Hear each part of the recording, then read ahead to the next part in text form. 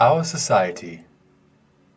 If we talk about public politics and political analysis, in 50 years has gone from idolatry before Stalin to the censoring of everything that he achieved, both as a man who lived among his own kind and as a statesman from whose thoughts, words and signatures the fate of millions of people in different countries of the world depended over several generations. But Stalin was not forgotten, as was the desire of many.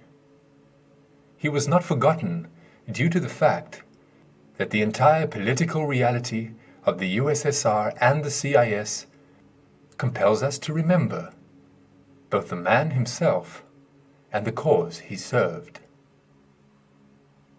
Under Stalin, could anyone try to withhold timely payment of pensions or salaries? Could anyone buy a limousine or build a mansion on money stolen from the state? Could anyone attempt to sow enmity and kindle war between the nations and peoples of the USSR? Could anyone pursue a policy in the USSR for the interests of foreign governments and international mafias? Could anyone blackmail the USSR with offers of credit or weapons of other kinds? Under Stalin, could anyone even try? Who was Joseph Stalin, and why is he still with us today? We live in a time when the concepts and ideas on many events, facts and historical figures are distorted. In 1983, Edgar Morin's book, The Totalitarian Complex of the USSR, about the nature of the USSR, was published. And this book is preceded by the following epigraph, quoting Charles de Gaulle. Stalin did not walk away into the past, he dissolved into the future, no matter how this may sadden many. Why is this quote significant?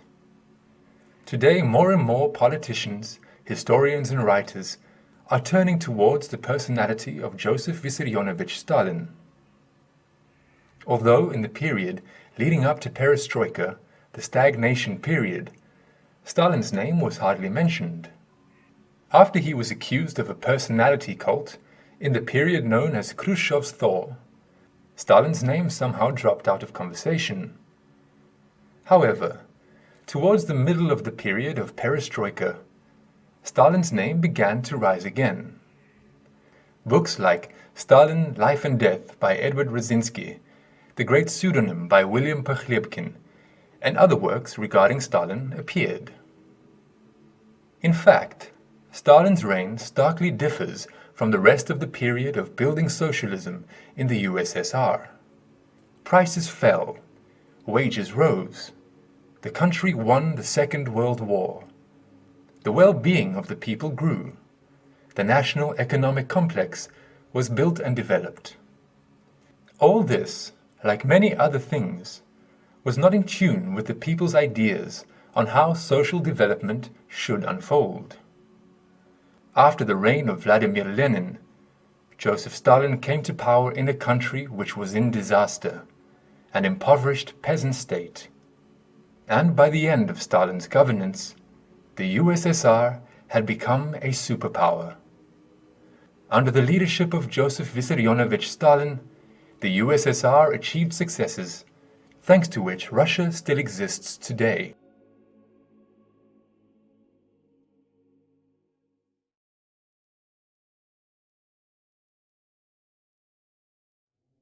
In order to form a full understanding of who Joseph Stalin was, one needs to have answers to the questions: what is communism? What is Marxism? What is Bolshevism? Marxism and communism, contrary to popular belief, are not in fact the same concepts. These concepts became synonymous due to the specifics of the short epoch from the middle of the 19th century to the middle of the 20th century. The word communism is derived precisely from the words community and communication. That means connections, including informational ones, between people.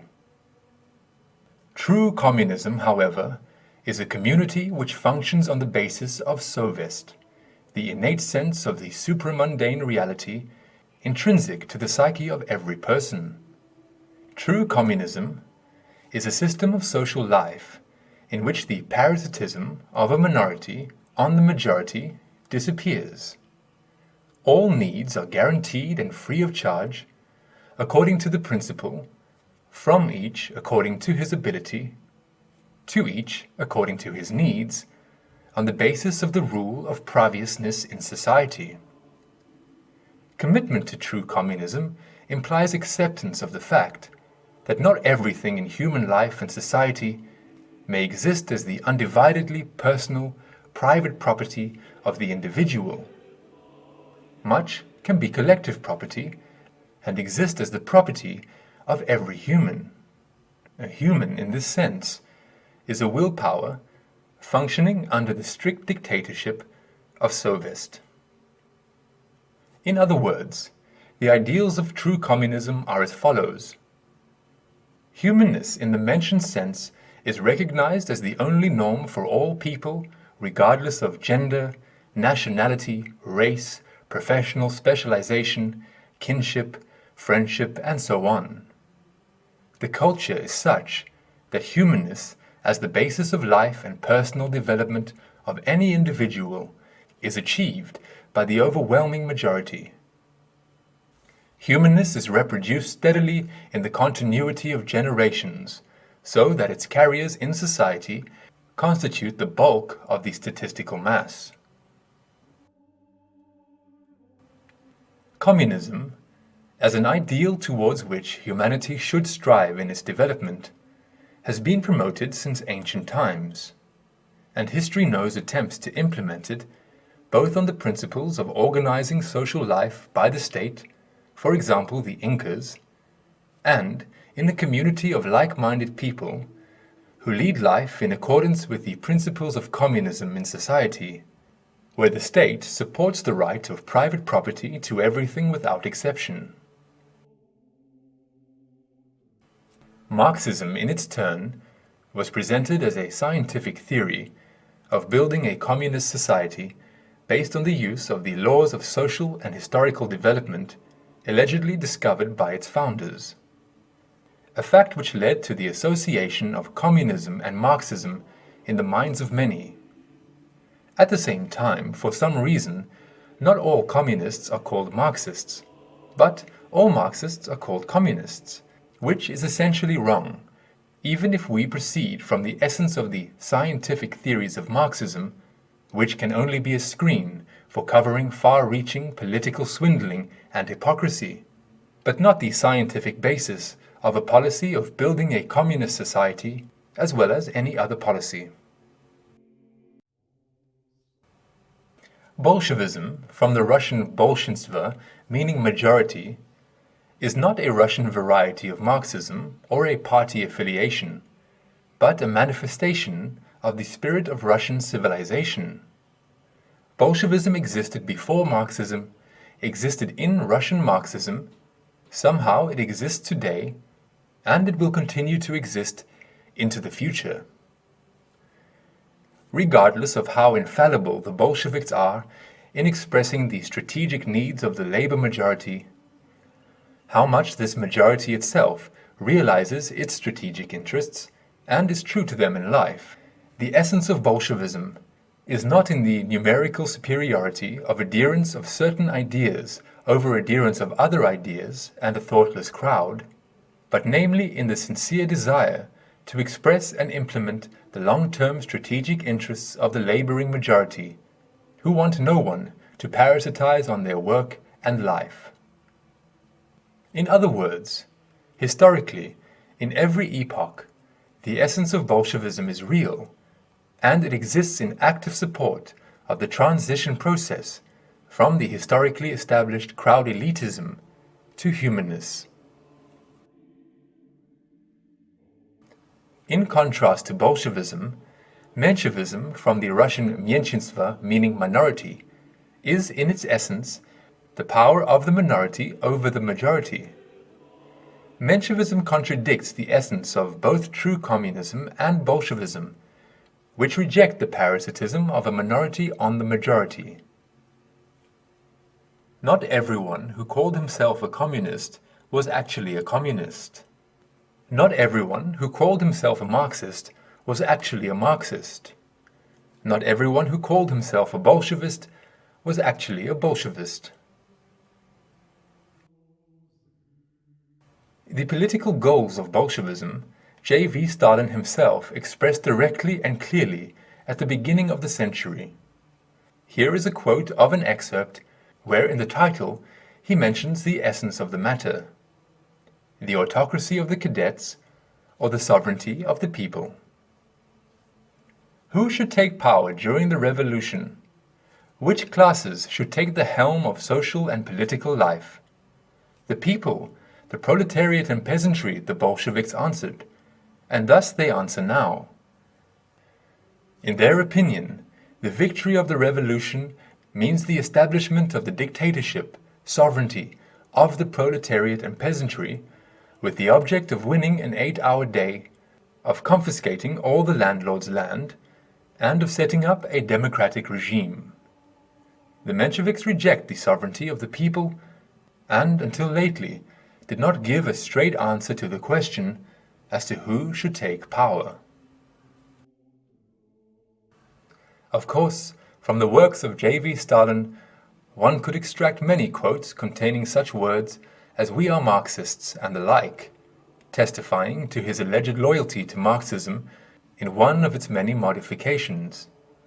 But references to such quotations in his works and oral speeches do not give an answer to this question, since, due to the prevailing historical circumstances from the middle of the 19th century to the present time, in fact, Marxism is not only a worldview and philosophical system, but in addition, lexicon, terminology. This language was spoken by most of the supporters on the topic of reorganization of public life according to one or another communist model, since they really associated communism and Marxism. The statement, "I am a communist but not a Marxist," would not have been understood whether it came from the mouth of one of the leaders or a simple party member. In order to answer the question, was J.V. Stalin ever a Marxist? And if so, did he cease to be one towards the end of his life? It is necessary to consider how he himself expressed his understanding of various statements of Marxism. It is likely that as a young man interested in the problems of the life of society and the historical development of mankind, J.V. Stalin found for himself the answers to some significant questions in Marxism. All the haters of J.V. Stalin, however, prefer to bypass the question. At the age of 17, 18, what concerned the young man named Joseph Jugashvili? He himself provided the answer. From house to house he wandered, knocking at silent doors, his ancient oaken panduri voicing a motive pure. Within the melody's roulades, shining as pure sunstream, dwelled the unvarnished wisdom, truth, and a holy dream. Roused by the lonely chanting were hearts from a stone-cold sleep. Lingering in the shadows, flame flew above the trees. People who cherished darkness turned from the godly trail, poured no mere wine but poison into his holy grail.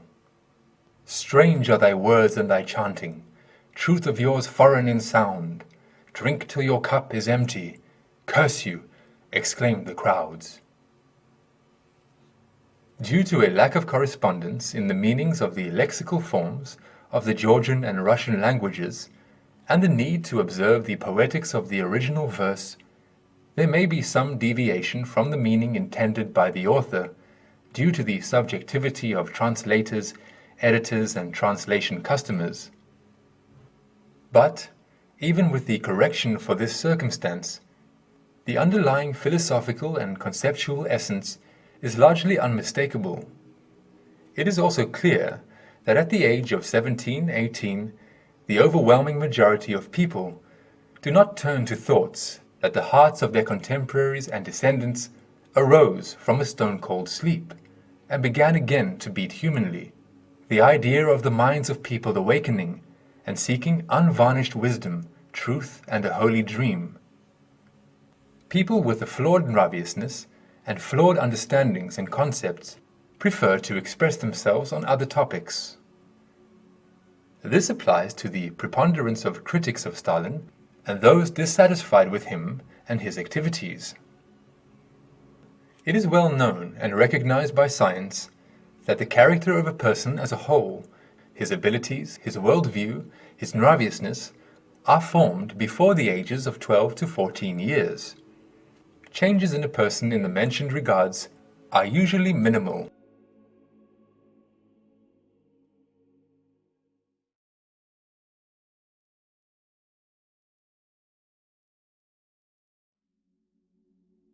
It is widely believed that Stalin was ignorant, illiterate, uncultured, and poorly educated.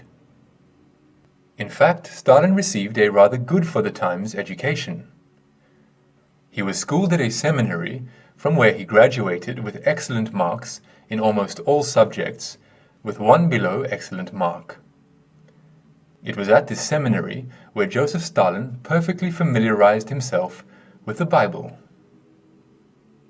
It is hardly known that one of Stalin's teachers was a famous mystic of the time, Georgy Ivanovich Gurdjieff. A spiritual teacher, writer, composer, traveler, and forced immigrant, whose activities were devoted to the self-development of a person, the growth of man's consciousness and being in everyday life, and whose teaching, among his followers, was called the Fourth Way. That is to say, that Stalin was familiar with mystical occult teachings. Stalin possessed the skill of speed reading. He had the ability to read a text of 500 pages in 2 hours and consciously absorb what he had read. Stalin also completed comprehensive courses in accounting, which enabled him to competently govern the national economic complex of the country. Stalin's native language was Georgian, which meant that he was required to both read and conceptualize the Bible and Marxism in his second language, Russian. He had to create his own concepts and images, translating them into his native language. This is generally a great undertaking, and it should be emphasized that it requires a very serious understanding of the essence, since those who read in their native language may more easily lose or miss some details. That is, the consciousness of a native speaker may not mark some specificities of his own language. The one who delves into knowledge expressed not in his native language must sharpen his attention and consciousness to the perception of this knowledge. He must delve much deeper and more attentively into the details. Stalin knew Church Slavonic well from the seminary, and according to some researchers, he knew English, German, ancient Greek, and some notes he left in his books were written in Hungarian and French. He also understood the Armenian and Ossetian languages. According to the British historian Simon Sebag Montefiore, Stalin possessed outstanding intellectual abilities. For example, he could read Plato in the original. When Stalin came to power, according to the historian, he always wrote his speeches and articles in a clear and often refined style. Sebag Montefiore goes on to attest that the myth of the ignorant Stalin was created by Trotsky. Stalin's library consisted of 20,000 volumes. He spent many hours every day reading books, making notes in their margins, and keeping a catalogue. At the same time, Stalin's tastes for reading were eclectic. Maupassant, Wilde, Gogol, Goethe, Zola. In addition, he enjoyed poetry. In his youth, he himself wrote poetry in Georgian. Stalin was an erudite person. He quoted the Bible, the works of Bismarck, the works of Chekhov, and others. The English writer Charles Percy Snow also characterized Stalin's educational level as quite high in his book Variety of Men, 1967. One of the many singular things about Stalin is that he was much more deeply educated in a literary sense than any contemporary Western statesman.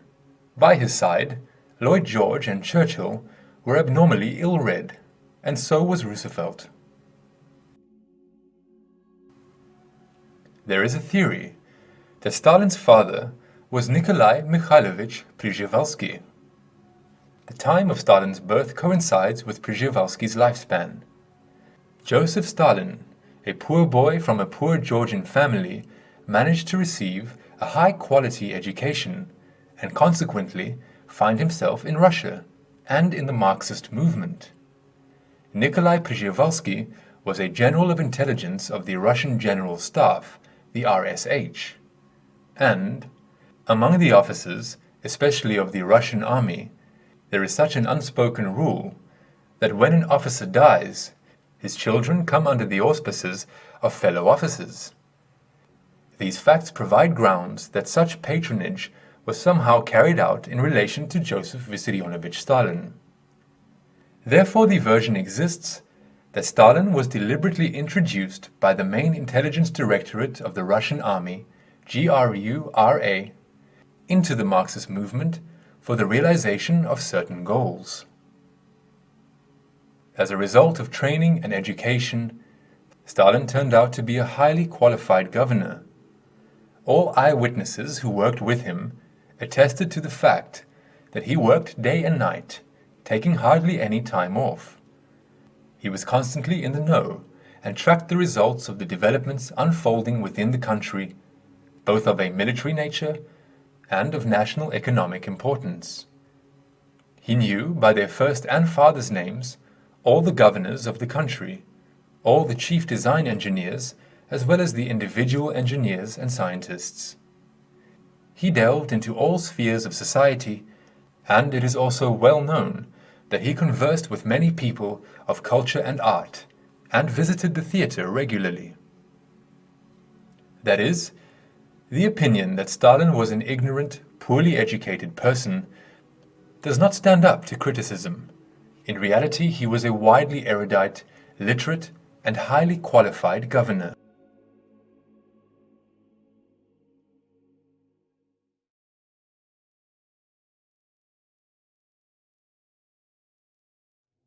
It is best to approach the consideration of Stalin's personality with the understanding of Alexander Sergeyevich Pushkin, the creator of a verbal formula which provides a methodology for an approach to understanding ongoing processes.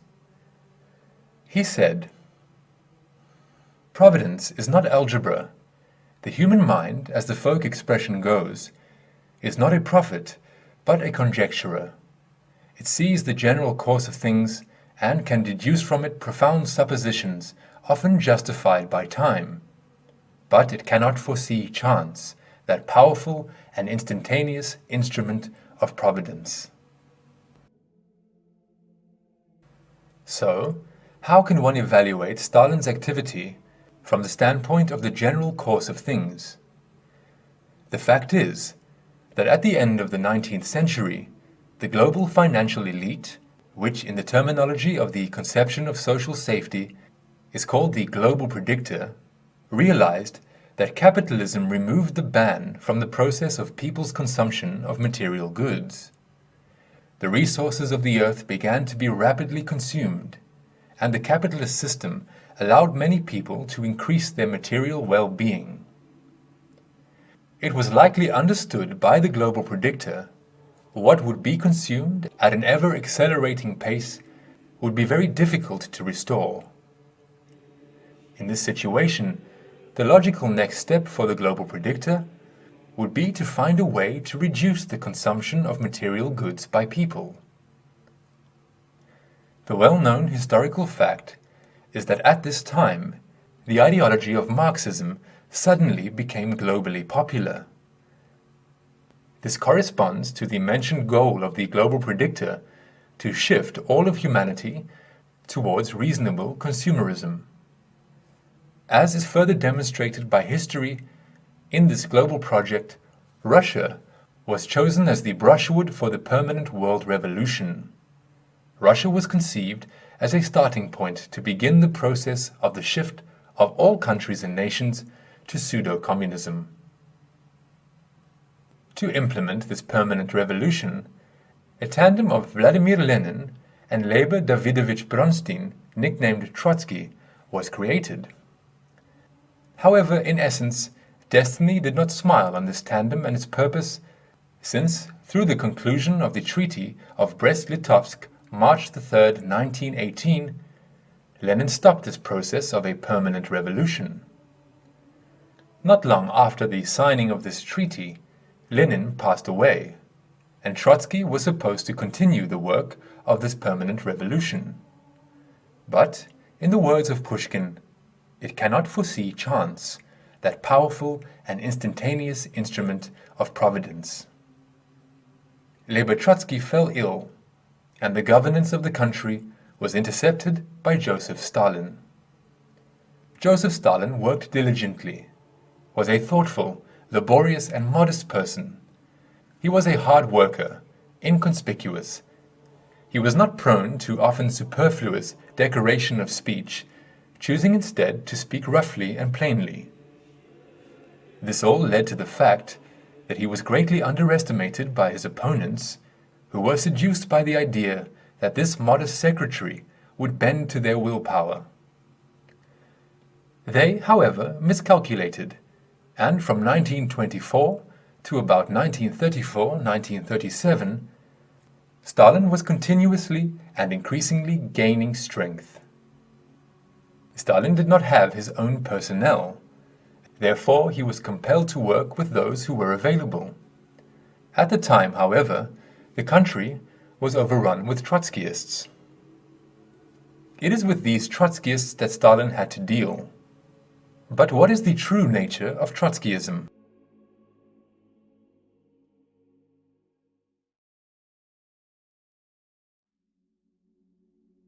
If we talk about Trotskyism in essence, then it is primarily a psychological phenomenon, not a historical and political one.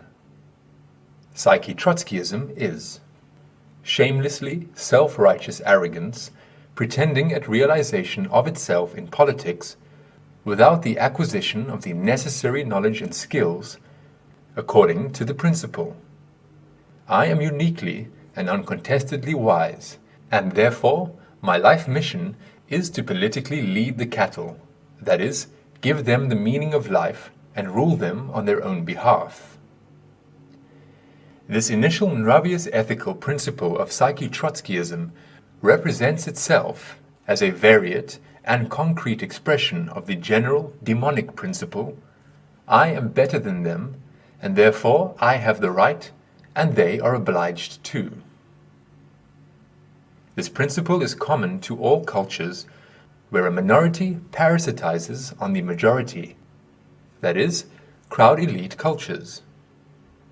But each of the crowd elite cultures, which include all historically formed, national and confessionally conditioned cultures of our time without exception, has its own peculiarity in relation to how crowd elitism is maintained and reproduced in it throughout the continuity of generations. This originality is expressed in the mentality of the corresponding culturally distinctive society or social group, as well as in sociological science and the theories, ideologies generated by it. Ideologies are perceived by some part of society as if they are a concentrated expression of wisdom, i.e., objective truth that does not depend on the subjectivism of people. And if ideologies find adherence in society, then it is inevitable that the self-evaluation of the Psyche-Trotskyist, I am uniquely and uncontestedly wise, and therefore my life mission is to politically lead the cattle, that is, give them the meaning of life, and rule them on their own behalf, whatever the level of intellectual power, will find this or that ideology as a shell for its self-expression in politics and the accompanying politicking. due to the fact that firstly, ideologies, theories, are different and not in every way compatible, both with each other and with the objective truth, and secondly, that the principle under the influence of which an individual becomes a Psyche-Trotskyist presupposes the uniqueness of wisdom. This is the wisdom of only himself. Psyche-Trotskyism as a social phenomenon is always internally conflicted. Moreover, it is internally conflicted on two levels. At the level of ideologies, theories, incompatible with each other. The cultural shells of Psyche-Trotskyism. This is characteristic of the processes of the global level and for the worldview heterogeneous, culturally distinctive societies. At the level of interpersonal conflicts, on the theme of which of the Psyche-Trotskyists, under the cover of the same ideology or different ideologies, has the best leadership qualities and, therefore, is the wisest. To these two levels of internal conflict of Psyche-Trotskyism, one more can be added. The third is the more or less pronounced schizophrenia in the psyche of the Psyche-Trotskyist, which renders the algorithmics of his personal psyche internally conflicted. Within each stable branch of ideologically uniquely shaped Psyche-Trotskyism, every Psyche-Trotskyist follows, consciously or unconsciously, the principle, when I am right, and I am always right. However, taking into account the requirement to observe the discipline of expressing opinions within the hierarchy, starting from the level of second-order leaders and below. Therefore, internal conflicts within the ideologically uniquely shaped branches of Psyche-Trotskyism can arise primarily as a result of someone breaking the hierarchical discipline of opinions alone, or on the principles of grouping. However, conflicts over discipline of opinion can be of a different character. Some of them may express the struggle for truth and the cleansing of the ideology, sociological theory, from all sorts of errors and deliberate lies. In others, a struggle can be expressed to change, increase or decrease someone's hierarchical status, which has nothing to do with the search for objective truth and the cleansing of the ideology, sociological theory from errors and deliberate lies. This can proceed both on the basis of a conscious desire to increase one's hierarchical status, either to become a leader or to bring someone down along the hierarchy levels, and on the basis of unconscious automatisms of behavior inclined in the same direction. The first and second can intertwine in the most bizarre ways. Such a mixture of motives and their expressions in the actions of Psyche-Trotskyists confuses people who do not have an effective cognitive and creative culture, as a result of which they either find themselves involved in Psyche-Trotskyist politics or unable to effectively resist it. In the history of the USSR, this was most clearly expressed in the reaction of society to the 20th Congress, at which Khrushchev slandered Stalin and condemned the cult of personality. Although, during his lifetime, Stalin himself was always against the creation of this cult of personality. It follows from this that those who create a personality cult for the leader are neither his friend nor his ally. They are hidden enemies and opponents, even if they themselves do not know it. In other words, Trotskyism in a psychological sense has existed throughout the entire history of mankind. It was therefore necessary for Stalin to create his own personnel base and eliminate the Trotskyist one that had led the country to ruin. And Stalin managed to cause the split of the Trotskyists from within, using the mentioned existing in the psyche of the Psyche-Trotskyist schizophrenia. Stalin possessed this ability to divide groups into factions, being well versed in the Quran, which in Surah 6, Ayat 65 says, "He is able to send upon you an affliction, from above you or from under your feet, or he can divide you into factions, and make you taste the violence of one another."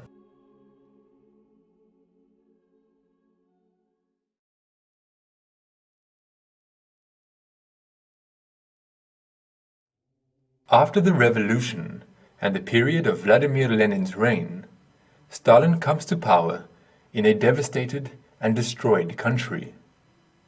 The permanent revolution has been stopped by Lenin when he signed the Treaty of Brest-Litovsk 1918. Socialism has triumphed in a single country.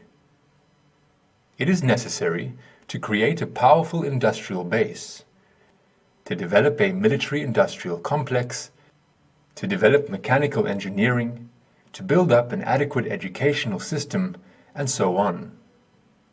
An organized governance of agriculture is required, which will make it possible to provide food for the country and the multitude of people engaged in the construction of the national economic and industrial complex. So it turns out that collectivization is quite simply a necessary step, which must be taken in the name of the development and prosperity of the country. However, there is much speculation and misinformation surrounding this issue. On March 2nd, 1930, the newspaper Pravda published the article by Stalin, "Dizzy with Success to Questions of the Collective Farm Movement," about excesses in the field admitted during collectivization. In the article, Stalin concludes that a radical turn of the countryside towards socialism may be considered as already achieved. Right away, he points to the violation of the principle of voluntariness, which was admitted locally when organizing collective farms. Stalin condemned the actions of the local authorities, which were not provided for in the plans for accelerated collectivization. In particular, the premature planting of agricultural communes. The main link of the collective farm movement, its predominant form at the present moment, the link which has to be grasped now, is the agricultural artel. In the agricultural artel, the basic means of production primarily for grain farming, labor, use of land, machines and other implements, draft animals and farm buildings are socialized. In the artel, the household plots, small vegetable gardens, small orchards, the dwelling houses, a part of the dairy cattle, small livestock, poultry, etc., are not socialized. Stalin accused these zealous socializers of degrading and discrediting the collective farm movement, and condemned their actions. Is it not clear that the authors of these distortions, who imagine themselves to be leftists, are in reality bringing grist to the mill of right opportunism? In order to finally stop the flywheel of repression against the peasantry, Stalin also needed to publish the article "Answer to Comrades Collective Farmers." There, he unequivocally pointed out to the lower party members that the party line has changed. They have forgotten that cavalry assaults, necessary and useful for solving military problems, are unsuitable and pernicious in solving problems of collective farm development. Apparently, the laurels of Don Quixote do not let our leftists sleep. Soon after the publication of the article, by the decree of the Central Committee of the All-Union Communist Party of Bolsheviks of March 14, 1930, on the fight against the distortion of the party line in the collective farm movement, the actions of the party workers in question were qualified as leftists, as a result of which the collectivization campaign was temporarily suspended, and a number of grassroots workers were convicted. It should also be noted that during the times of Tsarist Russia, the attitude towards the Gulags was negative. Therefore, during the revolution and collectivization, this assessment did not change. Moreover, such an assessment was typical for those who were not supporters of the Communist Party. So, for example, Alexei Sergeyevich Yermolov was not a revolutionary and was a landowner. He owned 1,360.32 hectares of land in the Voronezh province and 1,444.25 hectares in the Ryazan province. He was also a member of the Tsarist government. In 1894, he took the post of Minister of Agriculture and State Property. In 1896, an active Privy Councillor, State Secretary in 1903, and from May 1905, a member of the State Council. Here is what he writes about the Gulags in his work of 1892 entitled Crop Failure and National Disaster. In close connection with the question of collection of state, zemstva and social taxes that fall on the peasant population, and one might say mainly on the basis of these penalties, a terrible ulcer has developed in our rural life, which in the end corrupts it and takes away the people's welfare. These are the so-called Gulags and usury. With the urgent need for money that the peasants have, for paying duties, for acquiring after a fire, for buying a horse after it has been stolen, or cattle after a death, these ulcers find the widest field for their development. Given the existing, established with the best goals and perhaps quite necessary restrictions on the sale of public and private collection of the primary needs of the peasant economy, as well as allotment of land, the correct credit available to the peasants does not exist at all.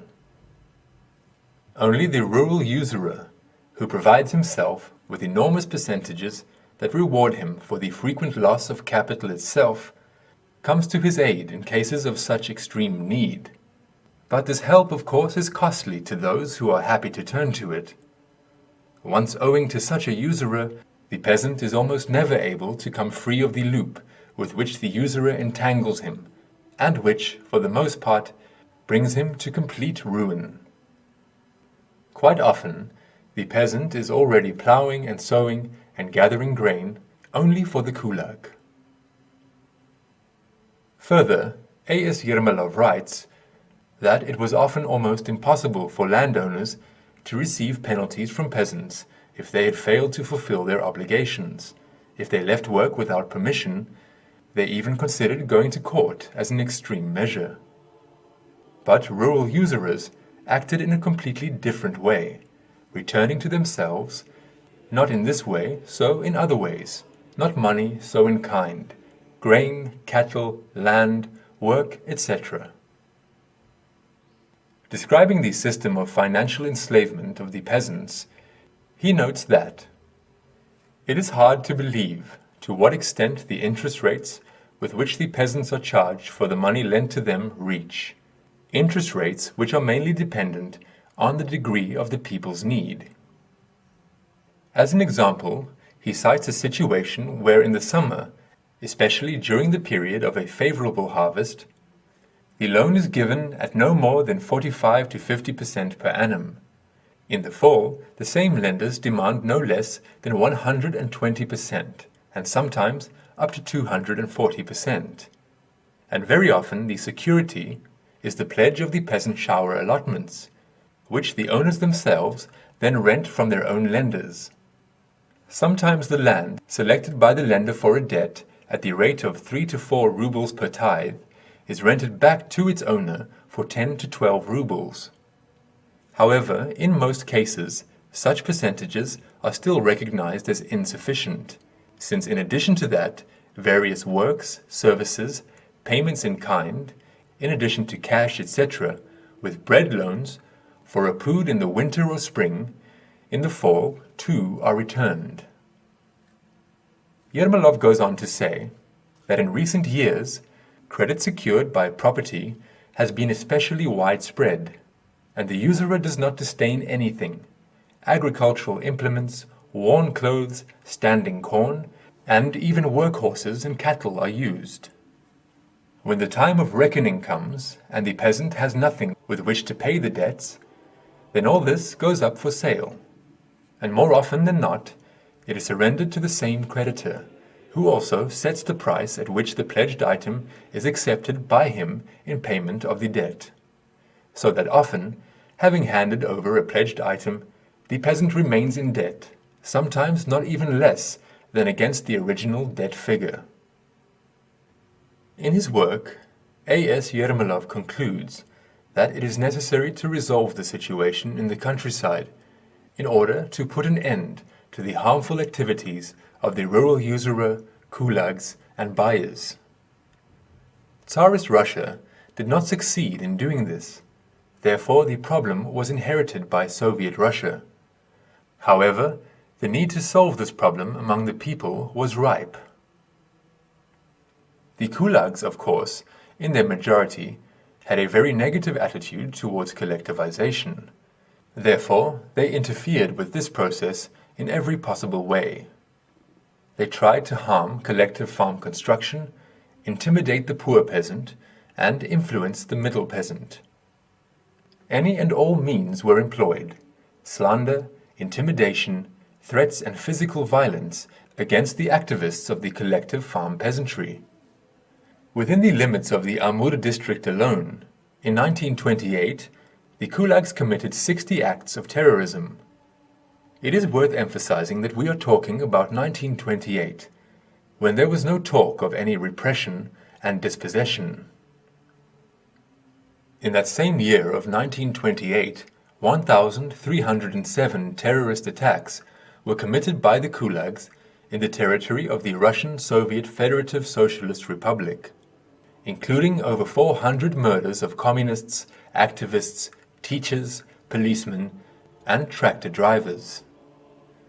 In 1929, in the villages and settlements of the central regions of Russia alone, 1,002 terrorist attacks were recorded, including 384 murders and 141 acts of arson of collective farm buildings.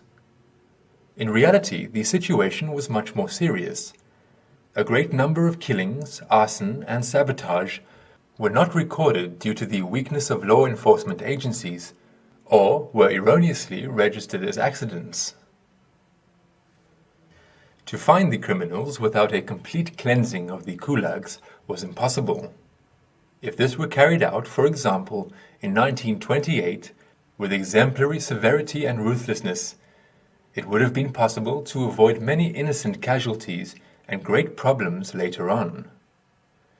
In 1930, even when most of the dispossessed had been deported to Siberia or Kazakhstan, there were 2,391 terrorist attacks and 456 Gulag gangs armed with firearms up to machine guns in the country.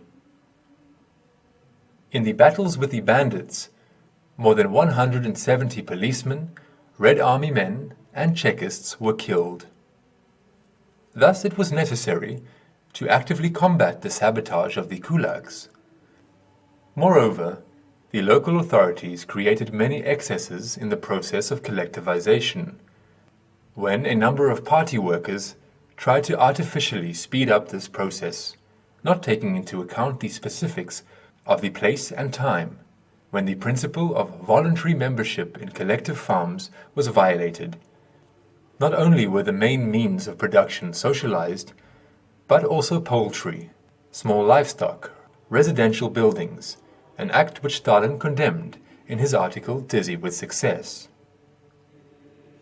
He also presented the essence of the complex, ambiguous situation in the villages in his answer to M.A. Sholokov's letter dated April 4, 1933, in which Sholokov emphasized these many excesses.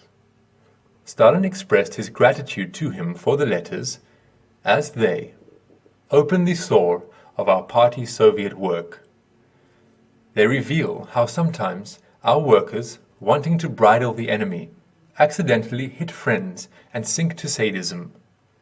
But this is only one side of the matter. And the other side is that respected farmers carried out sabotage and were not averse to leaving the workers the Red Army without bread. In Stalin's words, "This circumstance can in no way justify those outrages that were committed by our employees, and those responsible for these outrages must be duly punished." Subsequently, in the period 1934 to 1938, 31,515 people were released as wrongly deported, and 33,565 were transferred under the responsibility of the state.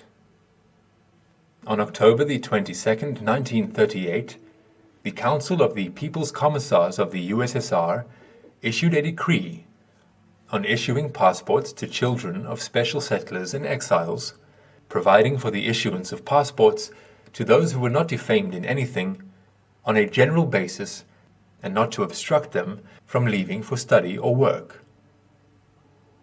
In 1935, according to the new charter of the agricultural artel, the peasants were given the right to personal subsidiary farming. On October the 1st of the same year, the free sale of meat, fats, fish, sugar, and potatoes was restored. In the post-Soviet period, attempts were made to form the general opinion according to which collectivization had failed. The fact of the famine that broke out in a number of regions of the USSR in 1932-1933 was cited as the main confirmation of the corresponding thesis. Indeed, this tragedy did take place. However, the claim that the famine was the result of collectivization as such is also wrong. In the opinion of historians, the following should be singled out as the main causes of the tragic events. Firstly, this phenomenon was the result of excesses carried out by local party bosses during the course of collectivization. Insufficient experience, chaos in orders, lack of an adequate level of preparedness, and radicalism of a number of workers led to dire consequences. Secondly, the Gulags, instigated by various counter-revolutionary forces, carried out direct sabotage and destroyed their own cattle and horses. Thirdly, one of the causes of the famine was the drought that struck Ukraine in 1930-1932. Professor Mikhail Florinsky, who fought against Soviet power during the Civil War, writes, "Several droughts in 1930 and 1931, especially in Ukraine, worsened the state of agriculture and created conditions for famine." In addition, the assertion that collectivization took place exclusively with the help of one coercion is incorrect. The Belgian historian Ludo Martens writes, "The impulse of the most violent episodes of collectivization came from the oppressed peasant masses themselves." Despite all this, as the mistakes made in the course of collectivization were corrected, it was possible to achieve an upswing in agriculture. Thus the villages began receiving new equipment on an increasing scale. By 1932, 22% of arable land was cultivated with the help of tractors, and by the end of the second five-year plan, up to 60%. During the first five-year plan, agriculture was supplied with 154,000 tractors, 94,000 domestically produced. By 1935, 34,000 trucks, 31,000 combines, and 281,000 tractors were used in agriculture. During the years of the second five-year plan, agriculture received 405,000 tractors. During the period under review, the number of machine and tractor stations doubled. In 1932, they served a third of the collective farms of the USSR, and 5 years later, 78%. American journalists M. Sayers and A. Kahn, assessing the results of collectivization, emphasized that the Soviet people, whose grandfathers from time immemorial bent their backs working with primitive scythes, hoes, wooden plows, now harvested rich crops with tractors and combines, and fought pests with the help of chemicals scattered from aircraft. The Belgian historian Ludo Martens, in his book Another View of Stalin, 1994, provides the following data. In 1930, the harvest reached 83.5 million tons. In 1931-1932, there was a drop in grain production, 69.9 million tons in 1932. In 1933, an increase in yield was recorded, 89.8 million tons, which generally continued in subsequent years. In 1940, the harvest reached 118.8 million tons. The picture is similar to the value of agriculture production. In 1928, 13.1 billion rubles, in 1934, 14.7 billion rubles, and in 1940, it reached 23.2 billion rubles. According to the book by O.N. Yalutin, Corporation in Russia, An Unclaimed Experience, in the Stalinist times, there were over 114,000 workshops and other industrial enterprises, where at least 1.8 million people worked. They produced almost 6% of the gross industrial output of the USSR, depending on the method of assessing the level of market cooperative prices, much more. In its composition, 40% of all furniture in the country, 70% of all metal utensils, 35% of outer knitwear, almost 100% of toys. Scientific and technological work was carried out on a contractual basis, so the system of industrial corporation included 100 design bureaus, 22 experimental laboratories, and 2 research institutes. His data do not take into account cooperative rural artels, in which workers, both collective farmers and individual farmers, were partially employed in their free time from agricultural work. It is very difficult to accurately estimate their number now. According to some data, in the 1930s, they consisted of up to 20 to 30 million people. However, the decree of the Central Committee of the CPSU and the Council of Ministers of the USSR on the reorganization of industrial corporation, dated April 14, 1956, began the destruction of the Soviet corporation and the Soviet market. Since 1956, personal subsidiary farming has been destroyed at an accelerated pace. Private livestock has been practically liquidated. Collective farms were enlarged, which dealt a terrible blow to small villages. The property of cooperatives and private individuals was transferred to state bodies, that is, confiscated and passed into the control of party bosses. And if the results of collectivization for subsequent periods are analyzed, then Stalin made such staggering groundwork that the partocracy, which seized power after the coup d'etat of 1953, was able to fatten for more than 40 years.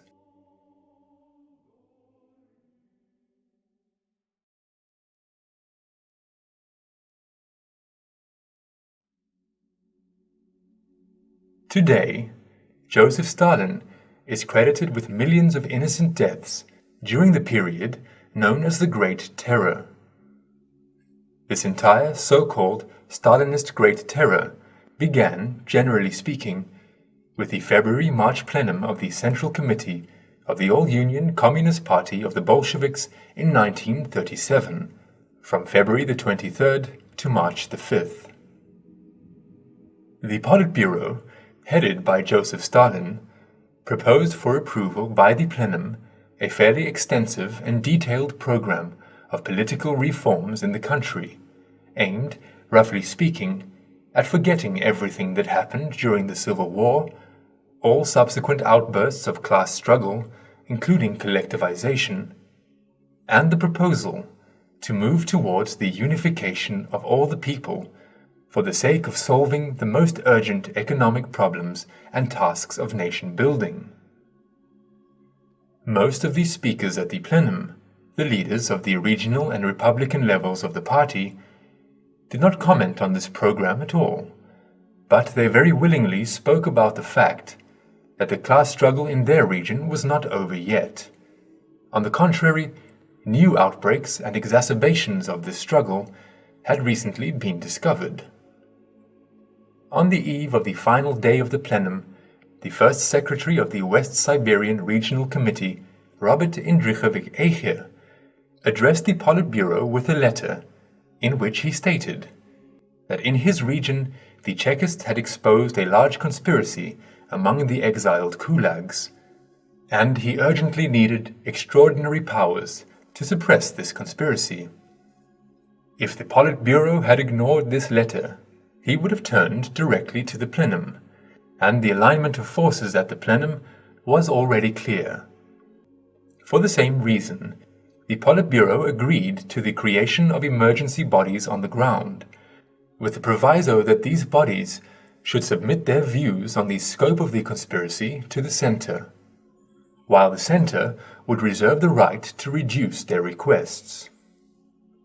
These are the famous execution lists that were signed by the entire Politburo. All these lists came from the localities. All they could do at the top was to scratch some names from these lists. For example, the name of Marshal Yegorov, with whom Stalin was personally acquainted from the Polish company in 1920, was twice crossed out by Stalin. Unfortunately, it is not known with what kind of incriminating evidence he was provided, or what kind of behind-the-scenes deal was struck on the third occasion. This is how the famous Great Terror began. It began primarily because most of the middle-level party leaders were Civil War veterans, able to break and not able to build.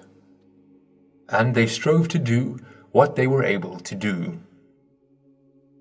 But by the end of 1938, Stalin himself, with the help of one of the few Republican Party secretaries who had not succumbed to general hysteria, Lavrenti Pavlovich Beria, managed to translate the Great Terror into the Great Purge. The extermination of ordinary citizens practically ceased, but almost all the initiators of the Great Terror were exterminated. The same Robert Indrichovich Eicher, for example, was imprisoned as one of the first among the regional party secretaries. The scale of repression in Western Siberia, led by Eicher, genuinely approached the scale of repression in Moscow and the Moscow region, which was led by Nikita Sergeyevich Khrushchev. It is also said that on 10 or 12 applications for repression submitted by Khrushchev, Stalin personally imposed a resolution with his signature, "Quit, you fool." Soon after that, Khrushchev organized a transfer for himself from Moscow to Kiev, thereby avoiding responsibility for what was happening in Moscow.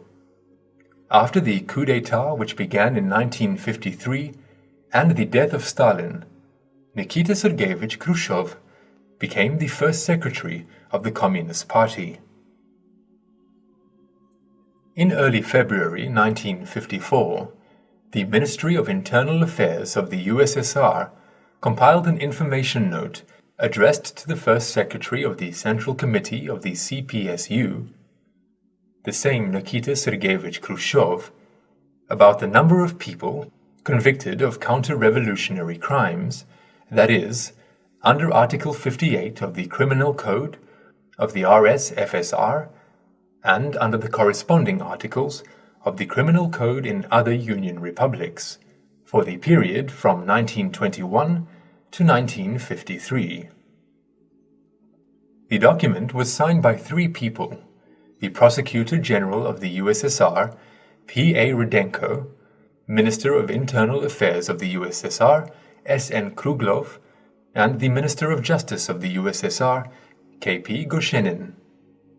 In this strictly secret document for official use, it was said that according to the data available to the USSR Ministry of Internal Affairs from 1921 to 1953, the OGPU Collegium, the special meeting of the NKVD, the People's Commissariat for Internal Affairs, the USSR Ministry of State Security and the Military Collegium, as well as courts, military tribunals and troikas.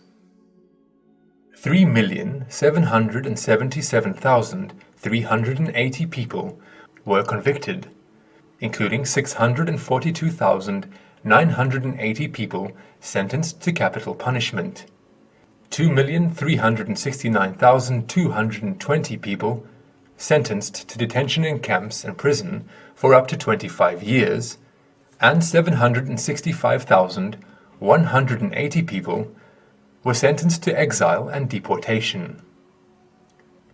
In the same note, it was especially marked that the special meeting under the NKVD of the USSR from November 1934 to September 1953 convicted 442,531 people, including 10,101 people who were sentenced to capital punishment, 360,921 people to imprisonment, 67,539 people to exile and expulsion within the country, 3,970 people to other punishments, including expulsion abroad and compulsory treatment in psychiatric hospitals. Thus, there is no mention of any millions or tens of millions repressed, let alone executed. Earlier, in January 1954, the then Minister of Internal Affairs of the USSR, Kruglov, sent a secret letter, number 26/K, to the Chairman of the Council of Ministers of the USSR, Malenkov, and First Secretary of the CPSU Central Committee, Nikita Khrushchev, which contained a certificate from the USSR Ministry of Internal Affairs, which named the exact number of convicted persons for counter-revolutionary and other especially dangerous state crimes. According to this certificate, in the period from January 1st, 1921 to July 1953, the number of convicts was 4,060,306 people. This figure was added up from the same 3,777,380 convicted for counter-revolutionary crimes, which were mentioned above, and 282,926 convicted for other especially grave crimes of state, including under Article 59 of the Criminal Code, especially dangerous banditry, and Article 193 UK, military espionage. In summary, the total numbers for the period from 1921 to the first half of 1953 are as follows. The total number of accused, 4,060,306. The total number sentenced to capital punishment, 799,455. The total number sentenced to imprisonment, 2,634,397. The total number sentenced to exile, 413,512. The total number sentenced by other measures, 215,942.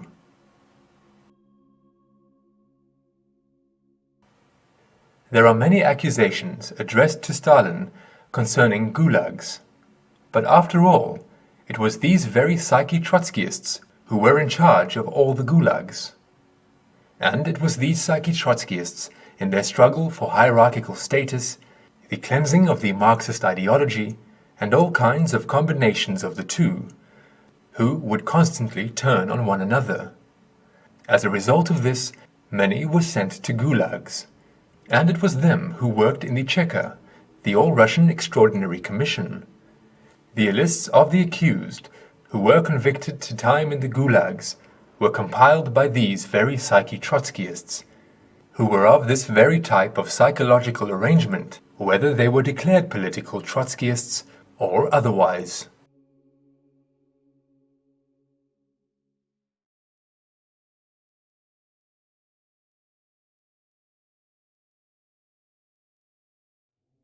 One of the principles of Stalin's governance was the elimination of the monopoly on governing labor.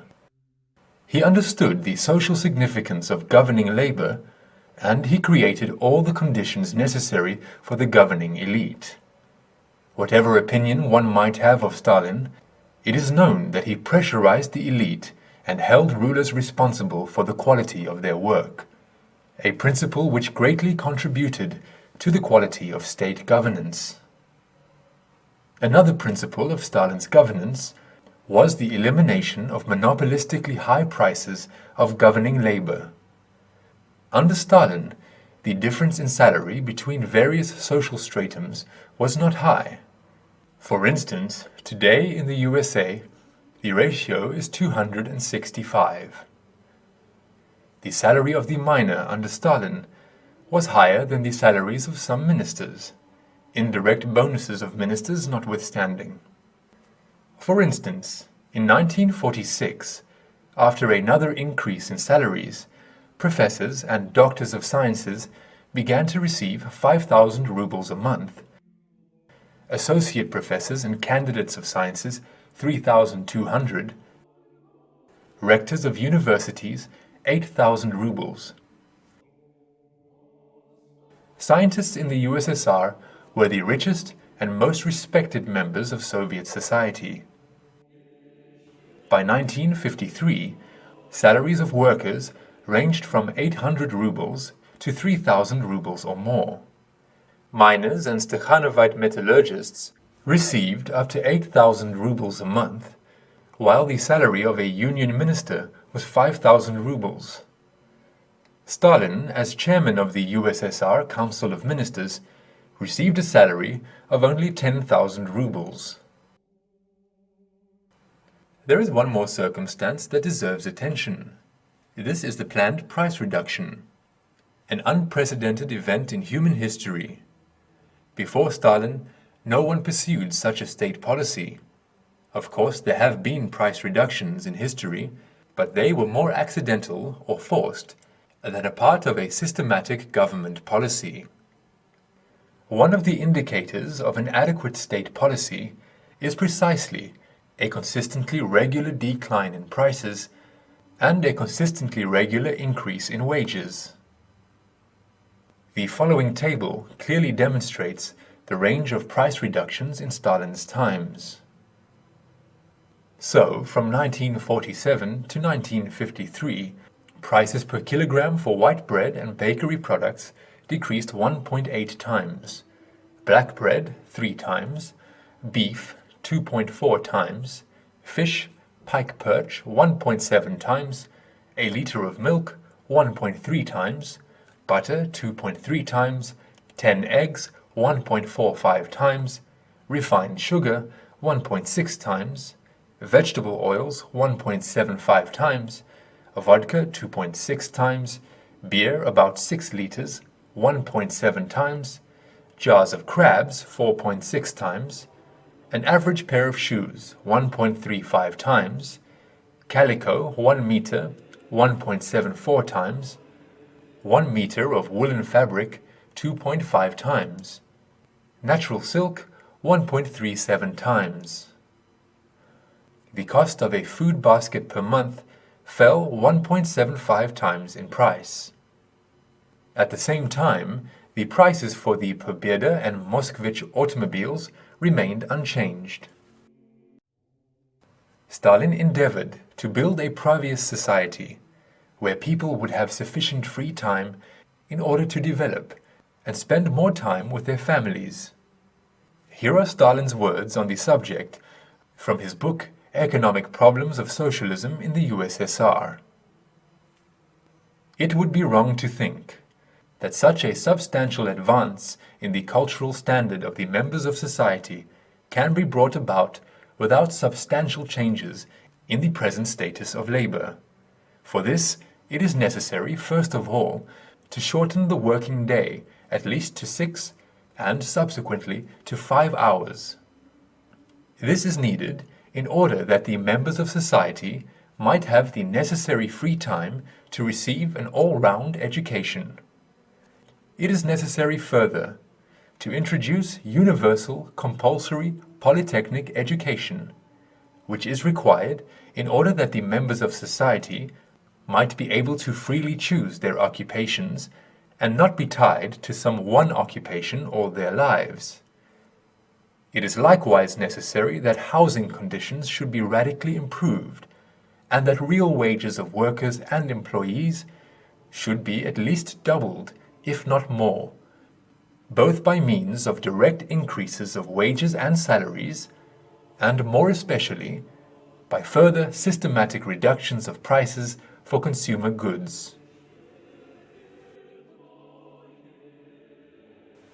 Questions arise. What would have resulted in the further decline in prices and the further increase of free time for all-round education? What kind of reaction would this provoke among the peoples of other countries? How would the global predictor react to this?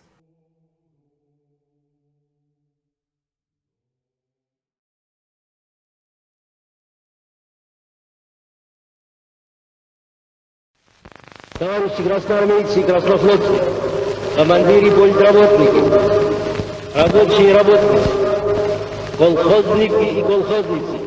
Joseph Stalin conceptually opposed the global predictor, who in turn decided to oppose him and the mentioned Stalinist conception of Bolshevism and true communism. In order to implement their goals, the global predictor, who constantly monitor potential leaders and promising politicians all around the world, who could, through the masterful manipulation of these leaders' ambitions, at the right time, serve the right goals.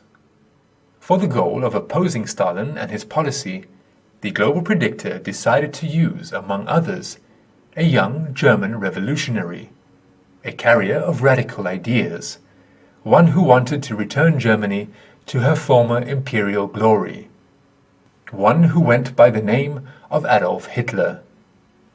But, as Cosmo Prutkov said, everyone by the measure of his own understanding works for himself, but by the measure of his lack of understanding, he works for those who know and understand more.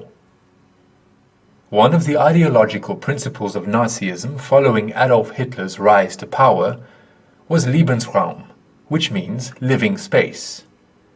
The belief was cultivated that the German population would require living space in order to survive, and the conviction that this living space could only be gained in the East, specifically Russia, formed the core of this idea and the consequent foreign policy.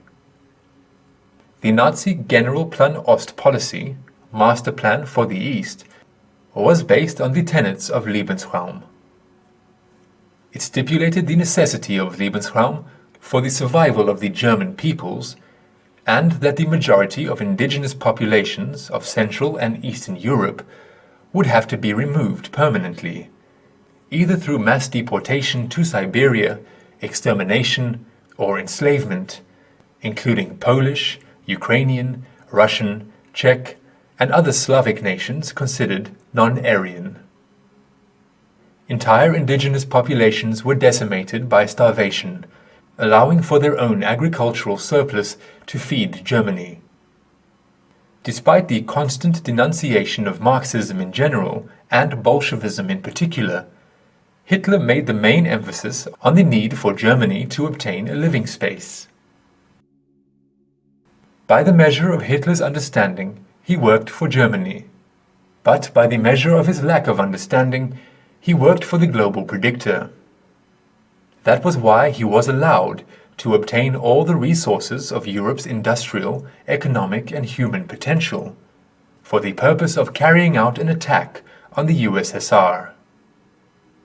An unanswered question to this day is why Hitler, in need of huge amounts of funding to fuel his war machine, and operating under the ideology of uniting all Germans, did not march on his southern neighbor, Switzerland, a country brimming both with banks and with Germans.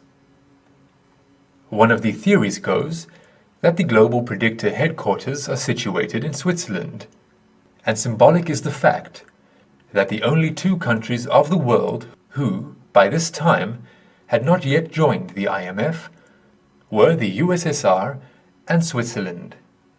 This symbolizes the opposition of two conceptions: the conception of domination of some people over others, the division of people into separate strata, classes, and castes, and the conception of building a previous society where there is no place for the race of masters, which is true communism or Bolshevism.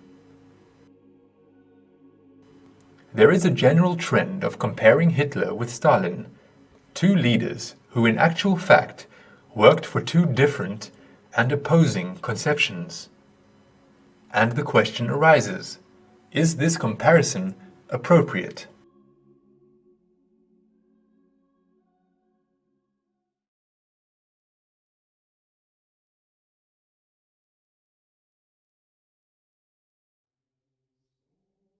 In the second half of the 19th century, the amount of the youth who burned with desire to transform Russia was sufficient for a movement of social thought to arise, and many of them came to Marxism.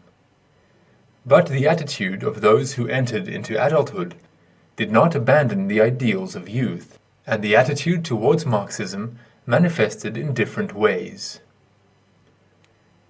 Some, throughout their life, found in Marxism the ultimate truth, and thoughtlessly tried to look for ready-made recipes from the founders for solving the problems they faced. Others found in this ideological heritage a basis which would need further improvement.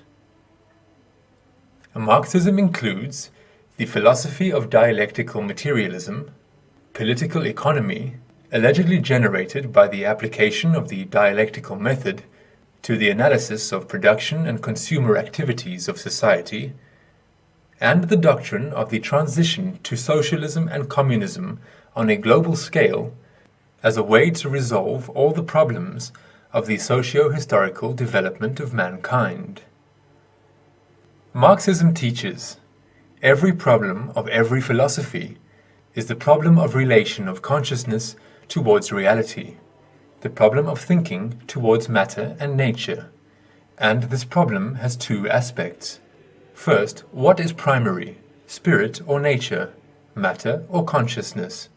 Second, how knowledge about the universe relates to the universe itself, or, in other words, whether consciousness agrees with reality, whether it can correctly reflect the universe. These problems can be raised to the rank of the main issue only by adherence to the philosophy aimed at tearing people away from life and making them dependent on interpreters of the flow of life circumstances. Such is the case, as without any mental tricks, logical proofs, and historical philosophical erudition, most people who have to solve everyday problems in their life instinctively know the following. Independent of the answer on the first aspect of the question, either spirit, i.e. God, is primary, nature, which is the fruit of spirit, is secondary, or nature is primary and human consciousness is secondary, man cannot change the existing reality, and the answer to the question which of the two opinions agrees with objective reality lies outside the area possible for logical proof. As for the second aspect of the main issue of Marxist-Leninist philosophy, one doesn't need any logical tricks to understand instinctively that knowledge about the universe may agree with the universe itself or not. When people act according to the knowledge that agrees with the universe, they have success. If they act according to the knowledge or pseudo-knowledge which does not agree with the objective reality, they get worse results than they expected, down to complete failure. And that is why only philosophy, which can answer questions in real life, such as, will the results of the work be worse than expected or not, has practical value in everyday life. In other words, the main issue of practically useful wisdom is the problem of detailed consequence predictability, which can assist people in their activities both individually and collectively. And according to this practically useful worldly wisdom, J.V. Stalin, in the given extract, undermines domination of Marxism and its philosophy's main issue over the minds of people.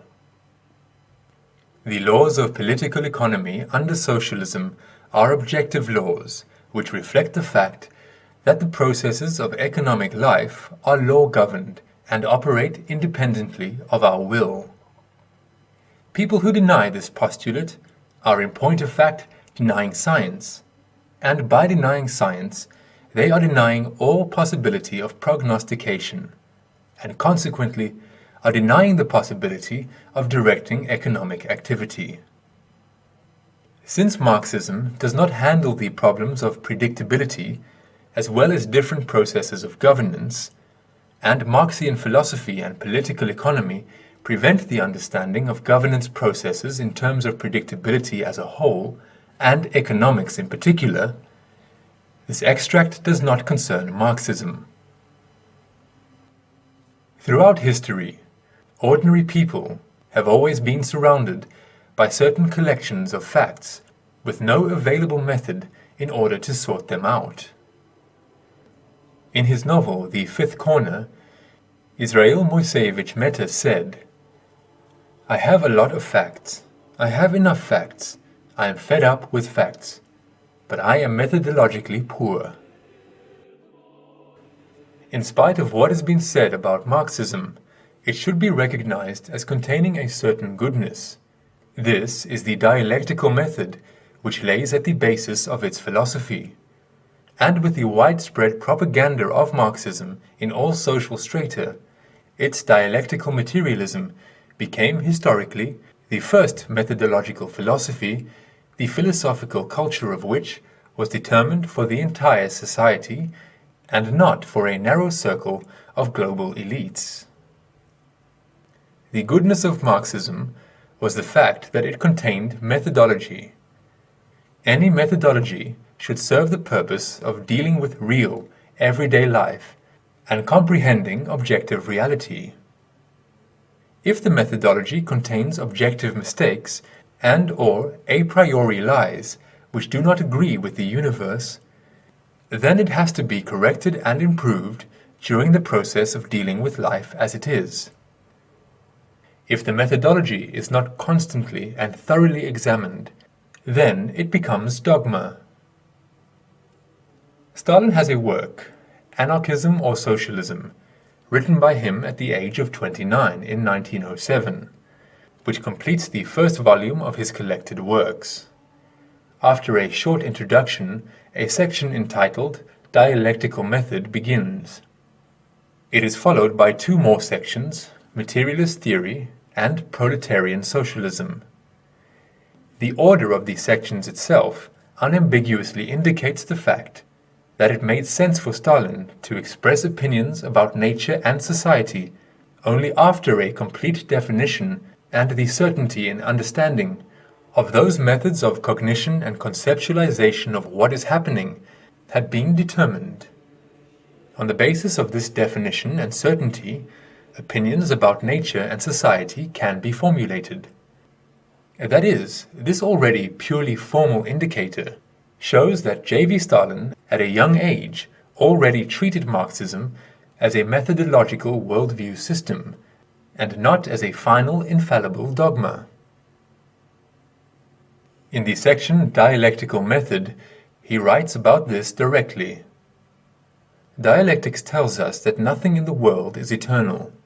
Everything in the world is transient and mutable. Nature changes, society changes, habits and customs change, conceptions of justice change, truth itself changes. That is why dialectics regards everything critically. That is why it denies the existence of a once and for all established truth. Consequently, it also repudiates abstract, dogmatic propositions which, once discovered, had merely to be learned by heart. If a person already at a young age mastered some methodological culture, then, further throughout his life, he can only improve himself within it, and improve the methodological culture itself. But Marxism is not the only philosophical system in which there is an explicit methodology. And to all methodological philosophical cultures existing in the same world, it is not difficult to comprehend each other and come to a mutually acceptable understanding of the objective truth changing along with life due to the common for them objective reality, which they cognize and comprehend. But it is in principle impossible for quotation dogmatic philosophies to agree on a uniform understanding of the same phenomenon due to discrepancy between dogmas as such and terminological and symbolic apparatus which expresses these dogmas. However, the fact that methodology appeared in society on the level of official ideology logically preempted the appearance of people in this society who would be able to identify mistakes in the existing methodology, if any existed. Stalin found these objective mistakes in Marxism. There are direct evidences of Stalin's uneasiness about the absence of sociological theory in the USSR which would meet the demands of socialism and communism building. A quotation from an interview of R. Kosalapov, published in Zavtra, Tomorrow newspaper, number 50, 211, December 1997, confirms this. From the end of the 50s till the beginning of the 70s, I had to collaborate with Dmitry Chesnakov, a former member of the Central Committee Presidium, who was exiled to Gorky in 1953. Khrushchev couldn't explain to him the reason for that. This is the opinion, and that's it. This is the Chesnakov whom Stalin had told by telephone 1 or 2 days before he died, "You should take up the theory's further development as soon as possible. We can mix something up in the economy, but we will improve the situation somehow. If we make a mess of the theory, we'll ruin everything. Without the theory, we are dead, dead, dead." As a matter of fact, if Stalin recognizes Marxism as a theory of socialism and communism building, he has no reason to convince D. Chesnakov that without theory, that is, improved methodology, Bolshevism would collapse. But if Stalin is sure that Marxism looks crooked, then his appeal to Chesnakov is a direct instruction to work out an alternative sociological theory, if we recall what is said in the economic problems of socialism in the USSR. We could tolerate this incongruity for a certain period, but the time has come to put an end to it. In accordance with the goal-orienting concerning the governance of the economy, Stalin shows his aversion to Marxian political economy, as one can organize the governance of the economy on its basis neither practically nor theoretically. In his work, Economic Problems of Socialism in the USSR, Stalin speaks about this comprehensively enough. Absolutely mistaken, therefore, are those comrades who allege that since socialist society has not abolished commodity forms of production, we are bound to have the reappearance of all the economic categories characteristic of capitalism: labor power as a commodity, surplus value, capital, capitalist profit, the average rate of profit, etc. These comrades confuse commodity production with capitalist production, and believe that once there is commodity production, there must also be capitalist production. They do not realize that our commodity production radically differs from commodity production under capitalism. Further, I think that we must also discard certain other concepts taken from Marx's Capital, where Marx was concerned with an analysis of capitalism and artificially applied to our social relations. I'm referring to such concepts, among others, as necessary and surplus labor, necessary and surplus product, necessary and surplus time. Marx analyzed capitalism in order to elucidate the source of exploitation of the working class, surplus value, and to arm the working class, which was bereft of means of production, with an intellectual weapon for the overthrow of capitalism.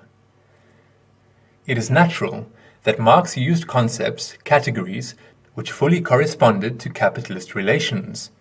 But it is strange, to say the least, to use these concepts now, when the working class is not only not bereft of power and means of production, but, on the contrary, is in possession of the power and controls the means of production.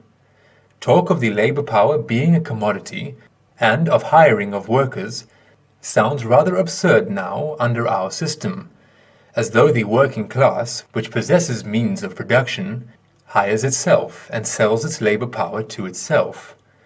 It is just as strange to speak now of necessary and surplus labor, as though, under our conditions, the labor contributed by the workers to society for the extension of production, the promotion of education and public health, the organization of defense, etc., is not just as necessary to the working class now in power as the labor expended to supply the personal needs of the worker and his family.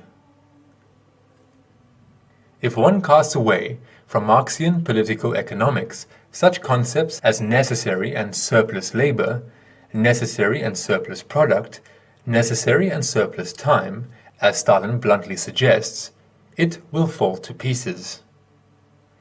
As a result of this, Marxism will collapse as well, because its political economy is a product of its philosophy.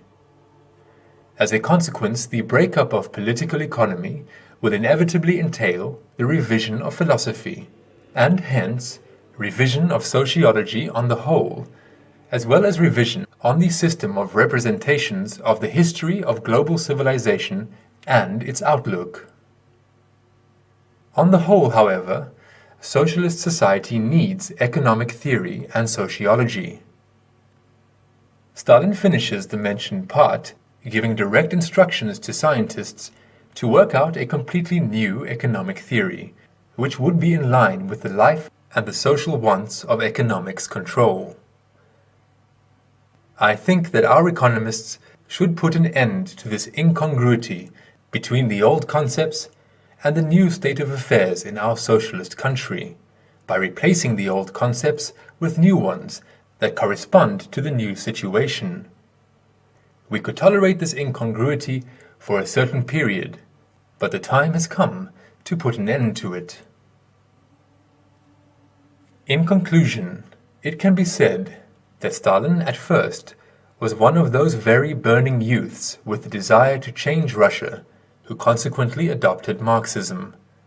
But then, during the process of his political activity and constant self-education, he was able to root out the objective mistakes in the methodology of Marxism. This means that from a certain point in his career until the end of his life, Joseph V. Stalin cannot be called a Marxist, but a true communist.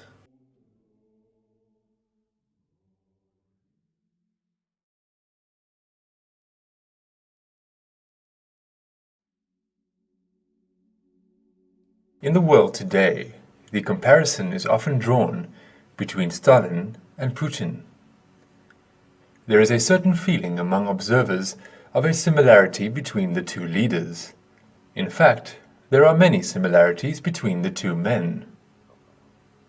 Stalin and Putin both came from a family of simple workers. Stalin's father, Bessarion Djugashvili, was a shoemaker who owned a workshop.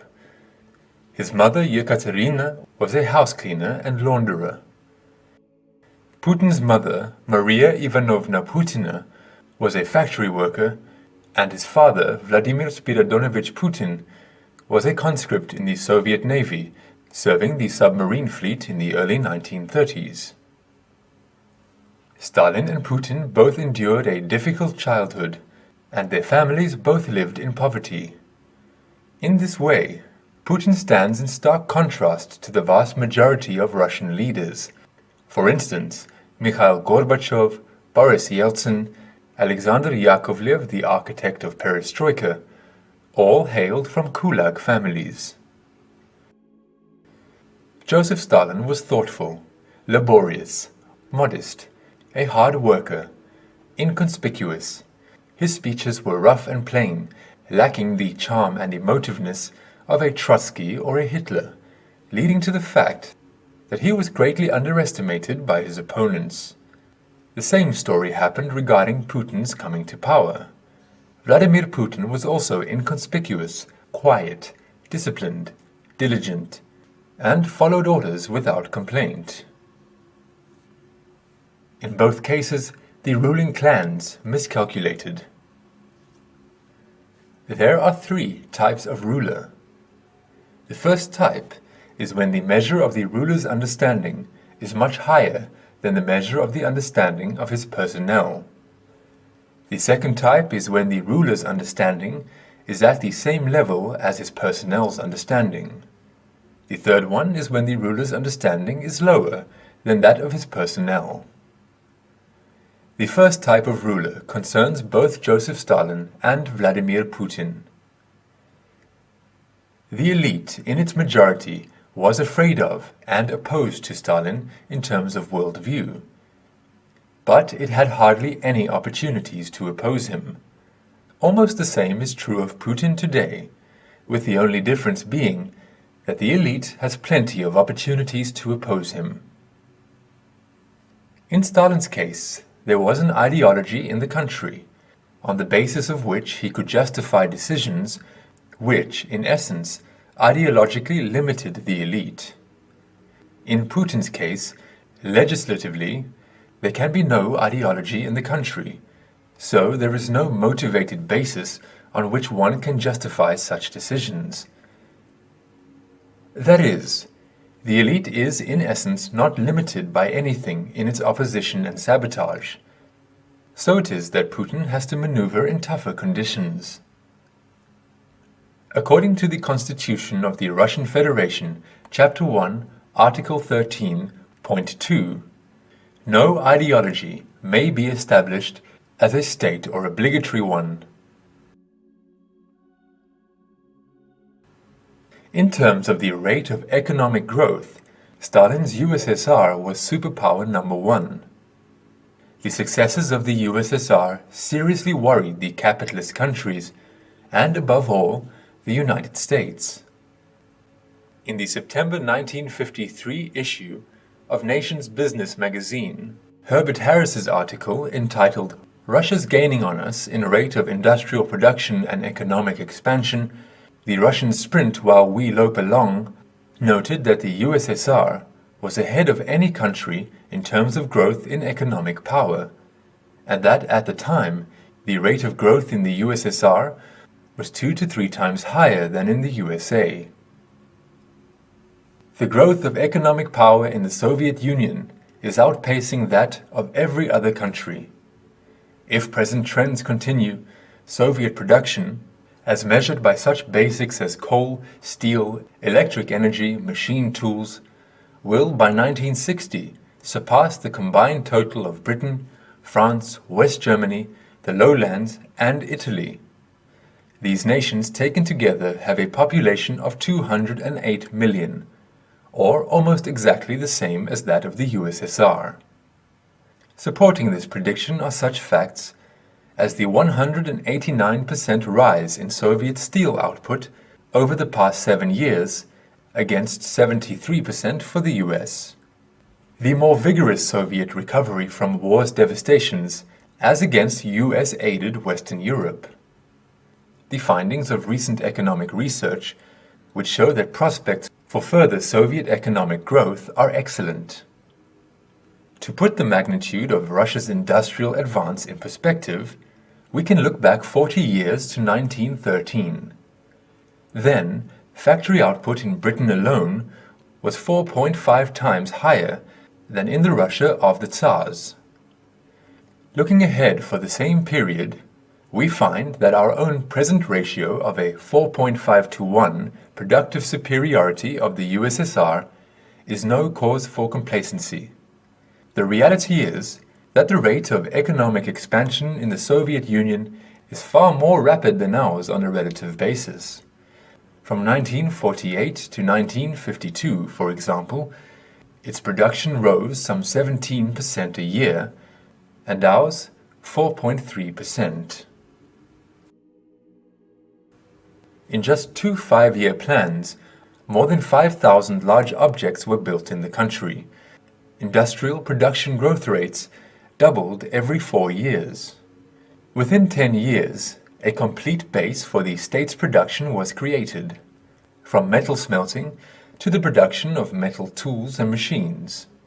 In 1939, the USSR became the 4th country in the world capable of independently producing any product of any complexity. As for Putin, the holistic picture of his political career can only be fairly judged once it is over. However, at the turn of the century, as one of the first political achievements of his career, Putin saved Russia from dismemberment, and the stark difference between the life of 90s Russia and the life of Russia today is undeniable.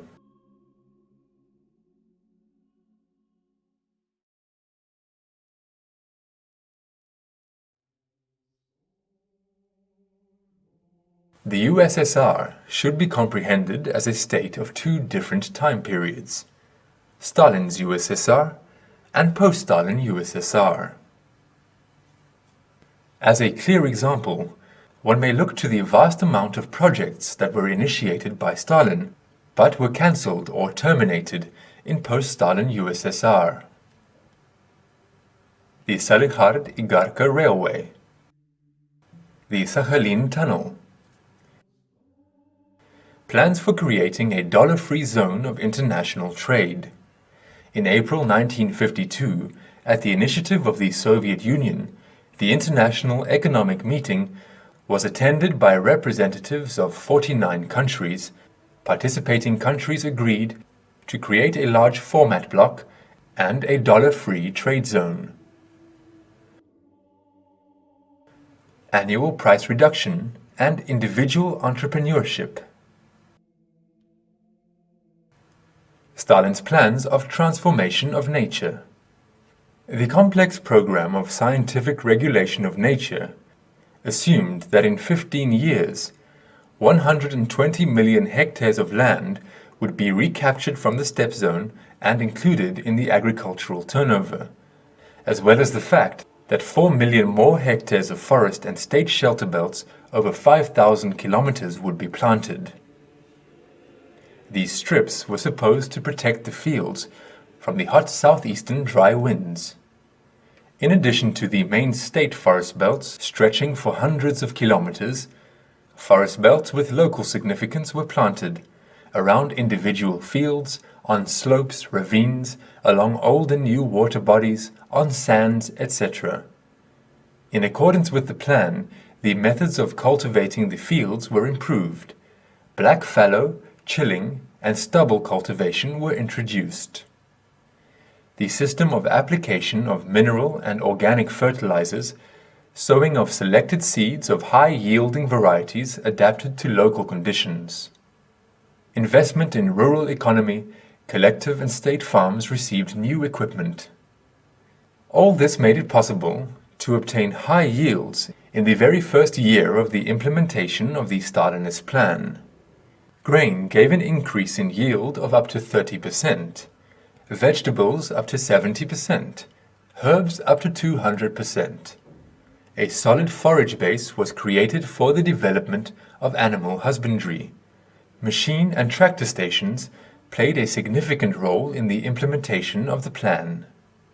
With such a growth rate in agriculture, the USSR could completely cover the internal need for food by 1960 and reach export growth. But in 1953, the implementation of the plan was stopped. Moreover, the planted forests began to be cut down. 570 forest protection stations were closed.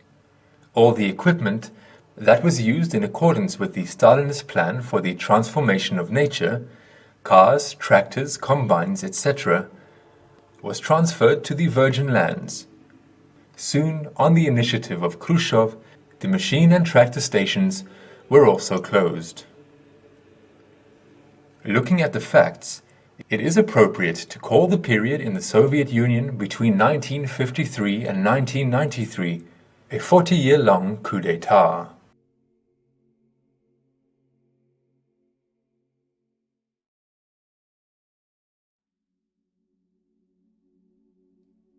Many wonder at the fact that Stalin stopped at Berlin and did not go further across Europe. However, Stalin understood that in reality the USSR could only give Europe Marxism, the fallacy of which he described in his work Economic Problems of Socialism in the USSR. Stalin said, "Without theory we are dead," which means that he denied Marxism a sufficient measure of adequacy. Having discovered the errors of the theory of Marxism, he indirectly contributed to the creation of a new, revised theory and methodology by creating the Suvorov schools, in which the future authors of the conception of social safety studied. In the creation of this methodological system, the collective of authors continued Stalin's mission to create a new theory. By a surprising coincidence, one of Stalin's nicknames, Koba, sounds almost exactly the same as the abbreviation of the new methodological system in its original Russian version, Kob. Joseph Stalin was at least 100 years ahead of his time, so indeed, Stalin did not walk away into the past, he dissolved into the future.